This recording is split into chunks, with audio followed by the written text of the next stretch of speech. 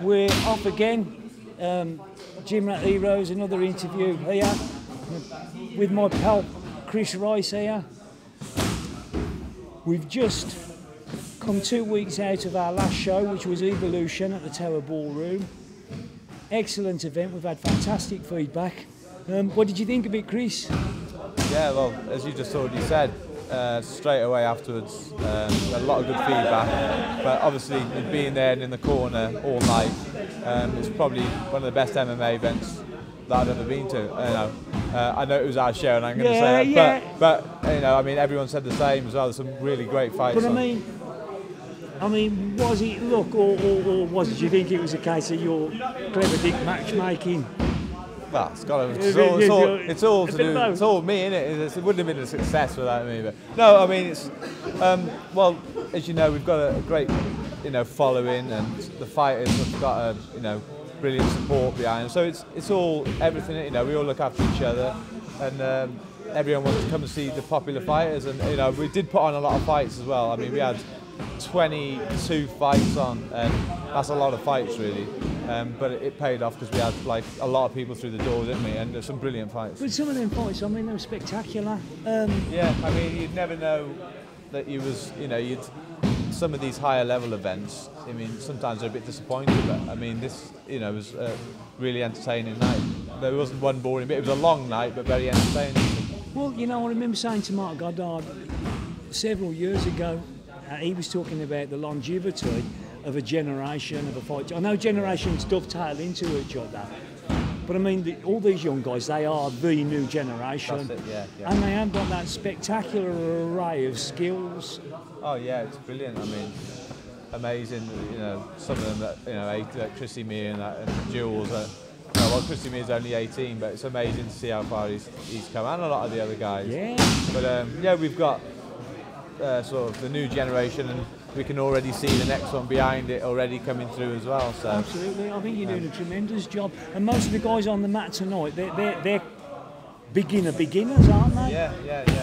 Well, even some of the guys that have been coming that long, we've been lucky to have some really talented guys, with natural talent, and with the other guys around to help them train. It's just been brilliant to see how well they've come on. So. What's the new event going to be called then, Chris? What's this one going to be billed as? Sprawl. No, not Sprawl at the Tower Ball. Brawl at the Tower Ballroom. Brawl at the Tower Ballroom. Yeah. It could have been Sprawl at the Tower Ballroom, but we're going to go for Brawl with the Tower Ballroom. All right, that's great.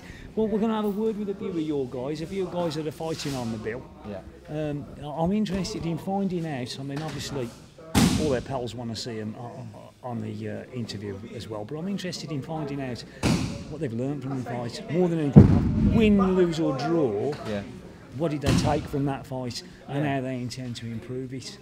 So I'm going to have a little bit of a wander around. I think I'll have plenty to tell you. So I'll let you get on with your okay. Cheers, Chris. Speak to you in a bit. I'm going straight to Indi Singh here. Indi has come along from Coventry, from the TMA Academy, which is run by Pindy and his father, Lucky. Have you been there long, have you, Ind? It's probably been about 4 or 5 months now. I started about September, is when I committed there full-time, training every day more or less.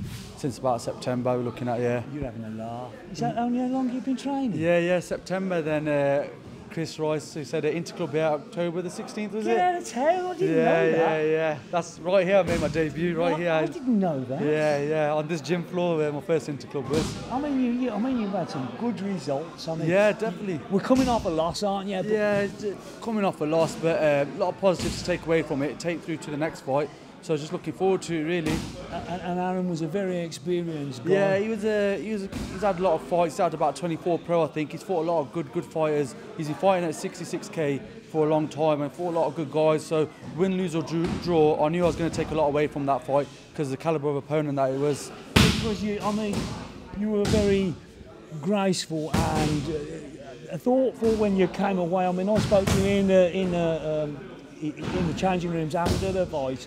And I mean, you see a lot of guys and they come off a defeat or a loss, and and it knocks them for 6. It takes them weeks and weeks, but you're talking like within 24 hours of, oh yeah, I'm fighting on the next show. That's great. Yeah. I mean, I think at the time, I think I was still recovering from that head kick. That's why I was a bit quiet. but generally, yeah. I mean, I come away, no injuries. I enjoyed it in there, to be honest. I enjoyed it. I was on the floor, on my back a lot, but I kept thinking once I get to my feet, I'll have a good go at this guy. It didn't work out to plan, but to be honest, I enjoyed it, and I'll keep fighting until I enjoy it. And as long as I'm enjoying it, I'll always compete well. You've got massive support, great following, great fans. Why? What do you put it down to? I think just the kind of character that I am. I try to do anything for the people around me. If I can help someone, I will. And I think it rubs off on people. I think they see me just been a few months getting into it. They see me fighting and they really come and they show support. A lot of the guys are not even into fighting. Originally, I come from a football background, played a lot of football, semi-pro and stuff. So a lot of the lads are all the football lads and just a few mates, and a lot of the community, a lot of my friends, a lot of family, they all come down, they all show their support, and do you know what I mean? I appreciate it all. We have a good night. Coventry, apparently there are gyms springing up all over the place. I know your gym's been there for long because I've known Lucky for quite a long time now, great guy. Yeah.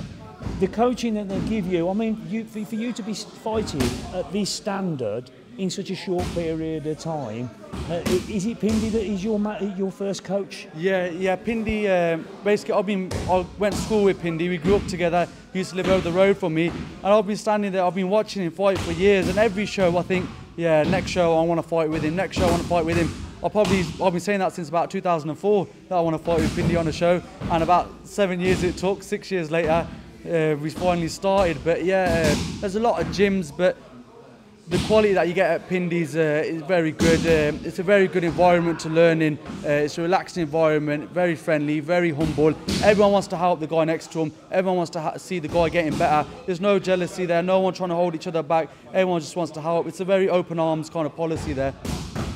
Brilliant. So you're looking forward to fight. You're obviously going to be ready. Yeah. And you're going to be more attuned to definitely. That fight. I think getting in shape now, already training for the next fight.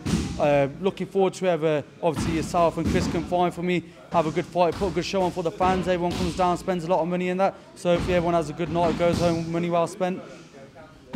And you must be somewhat of a celebrity on your own manner. Does that put pressure on you, or? I don't know about a celebrity. I'm not very good yet. I think maybe one day when I'm decent, I'm still a beginner. One day when I'm half decent, maybe get a bit of attention. But to be honest, I'm a religious man. I think anything that good comes, I think God gives it me. He'll give it me or take it away. It's up to God how good I get, really. I wouldn't say celebrity. I'm still a beginner. I've still got a lot to learn. We all have, haven't we? Yeah, brother? cheers. Thank you. Singh, man. Always welcome. What a very honourable man. Cheers, you are, thank you, Steve. Thank you. Cheers, thank you. Anybody who's watching this now, there's a good chance that you've seen this man's last 2 fights. This is Kyle, one of ours. I can't believe the difference between him. I mean, I've seen him in here, I know that he's a skillful guy. I cannot believe the difference between his first fight and his second fight. You must have brewed on that a little bit, hadn't you, brother? Yeah, it played on me for a long time. The first loss was hard, really. Because I've seen you after the gym. Yeah. I've been out after the gym, 2 hours gym close, and I've seen him out running. So he's left the gym. So you must have been pretty. I wanted to be 125% fit and ready for that fight. You felt that you could show your skills off in this one. That's what I had to do, really, isn't it? So. But you was free and easy and fluent, weren't you? It was good.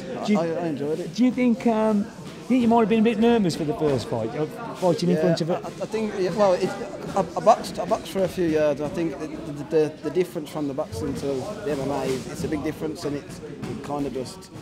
I kind of hit a wall, if you know what I mean. Yeah. But I got over that though for the second fight. Well, I've got nothing bad to say about boxing. I mean, some of the greatest fighters have been boxers.